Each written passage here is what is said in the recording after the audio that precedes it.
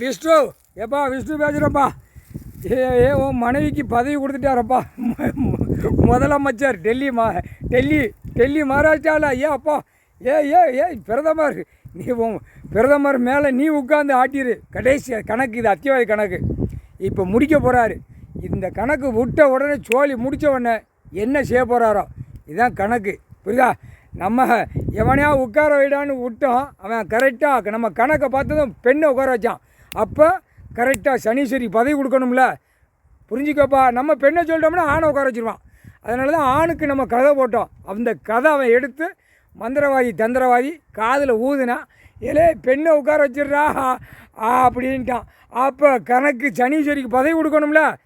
அப்பா சனீஸ்வரி, உனக்கு முதலமைச்சர் பதவி கைலாசத்தில் கைலங்கிரியில் ஈஸ்வரன் பரமசிவன் பார்வதி 2 பேர் உனக்கு பதவி கொடுத்துருக்காங்க.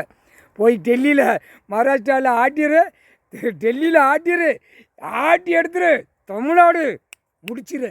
தமிழ்நாடு தான் மெயின்ட்டார், புரியுதா? அவன் இவ்வளோ நாள் நம்ம கணக்கு போட்ட கணக்கில் அவன் அப்படியே சங்கின அலைதான். இப்போ தான் விளையாட்டே இருக்குன்ட்டார்.